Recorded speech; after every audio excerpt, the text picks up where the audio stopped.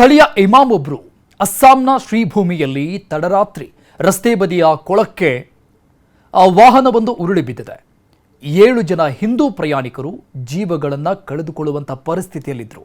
ಆ ಗಾಡಿಯಲ್ಲಿದ್ದಂಥವರು 7 ಜನ ಅವರನ್ನು ಇವರು ಪ್ರಾಣಾಪಾಯದಿಂದ ಪಾರು ಮಾಡಿದ್ದಾರೆ, ಉಳಿಸಿದ್ದಾರೆ. ಶ್ರೀಭೂಮಿಯ ನೀಲಂ ಬಜಾರ್ನ ಬಹದ್ದೂರ್ಪುರ ಪ್ರದೇಶದಲ್ಲಿ ಮಧ್ಯರಾತ್ರಿ ಸುಮಾರಿಗೆ ಈ ಘಟನೆ ನಡೆದಿದೆ. 7 ಜನ ಪ್ರಯಾಣಿಕರನ್ನು ಕರೆದುಕೊಂಡು ಹೋಗ್ತಾ ಇದ್ದಂತಹ ಆ ಒಂದು ವ್ಯಾನ್ ಏನಿದೆ, ಮಿನಿ ವ್ಯಾನ್, ರಸ್ತೆಯಿಂದ ಜಾರಿ ರಸ್ತೆ ಪಕ್ಕದಲ್ಲಿದ್ದಂಥ ಒಂದು ನೀರಿನ ಹೊಂಡಕ್ಕೆ ಕೊಳಕ್ಕೆ ಬಿದ್ದಿತ್ತು. ವೇಗವಾಗಿ ಅದು ಮುಳುಗ್ತಾ ಇತ್ತು ಕೂಡ. ವಾಹನದಲ್ಲಿ 7 ಜನ ಸಿಲುಕೊಂಡಿದ್ರು ಪ್ರಯಾಣಿಕರು. ಅವರು ಆ ವಾಹನದಿಂದ ಹೊರಗಡೆ ಬರೋದಕ್ಕೆ ಕಷ್ಟಪಡ್ತಾ ಇದ್ರು, ಈಜಾಡೋದಕ್ಕೆ. ಆದರೆ ಆ ವೆಹಿಕಲ್ನ ಡೋರ್ಗಳು ಕ್ಲೋಸ್ ಆಗಿದ್ದಂತಹ ಕಾರಣದಿಂದ ಅವರಿಗೆ ಹೊರಗಡೆ ಬರೋಕ್ಕೂ ಕೂಡ ಆಗಲಿಲ್ಲ, ಡೋರನ್ನು ಓಪನ್ ಮಾಡೋಕ್ಕೂ ಕೂಡ ಆಗಲಿಲ್ಲ. ಪರದಾಡ್ತಾ ಇದ್ರು, ಕಷ್ಟಪಡ್ತಾ ಇದ್ರು. ಅಲ್ಲಿ ಅವರು ಸಹಾಯಕ್ಕಾಗಿ ಪ್ರಾಣ ಉಳಿಸ್ಕೊಳ್ಳೋದಕ್ಕಾಗಿ ಕೂಗಾಡ್ತಾ ಇದ್ರು.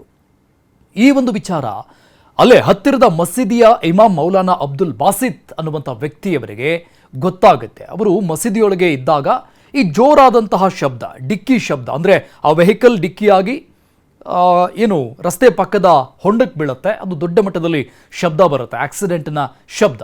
ಮತ್ತು ಆ ಹೊಂಡದಲ್ಲಿ ಬಿದ್ದಂಥ ನಂತರದಲ್ಲಿ ಅಲ್ಲಿ ಇವರು ರಕ್ಷಣೆ ಮಾಡಿ ಮಾಡಿ ಅಂತ ಕೂಗಾಡಿಕೊಳ್ತಾ ಇರ್ತಾರೆ. ಅದರಲ್ಲಿ ಸಿಲುಕೊಂಡಿದ್ದಂತಹ 7 ಜನ ರಕ್ಷಣೆ ಮಾಡಿ, ಸಹಾಯ ಮಾಡಿ ಅಂತ. ಅದನ್ನು ಕೇಳಿಸ್ಕೊಂಡಂತಹ ಆ ಪಕ್ಕದ ಮಸೀದಿಯಲ್ಲಿದ್ದಂತಹ ಮೌಲಾನ ಒಂದು ಕ್ಷಣ ಕೂಡ ಯೋಚನೆ ಮಾಡಲಾರ್ದಂಗೆ, ಹಿಂಜರಿಯಲಾರ್ದಂಗೆ ಅವರು ಸಾರ್ವಜನಿಕವಾಗಿ ಘೋಷಣೆ ಮಾಡೋಕ್ಕೆ ಮುಂದಾಗ್ತಾರೆ. ಅಂದರೆ ಸಹಜವಾಗಿ ಎಲ್ಲ ಮಸೀದಿಗಳಲ್ಲಿ ಈ ಮೈಕ್ ವ್ಯವಸ್ಥೆ ಇರುತ್ತೆ. ಅವರು ಆಜಾನ್ ಕೂಗುವಂತಹ ಸಂದರ್ಭದಲ್ಲಿ ಗೊತ್ತಿರುತ್ತೆ ನಿಮಗೆ, ಅದನ್ನು ಯೂಸ್ ಮಾಡ್ತಾರೆ. ಆ ವ್ಯವಸ್ಥೆ ಏನಿರುತ್ತೆ, ಅವರಲ್ಲಿ ಹೋಗಿ ಅದನ್ನು ಅನೌನ್ಸ್ ಮಾಡ್ತಾರೆ ಇಡೀ ಊರಿಗೆ ಕೇಳುವಂಥ ರೀತಿಯಲ್ಲಿ.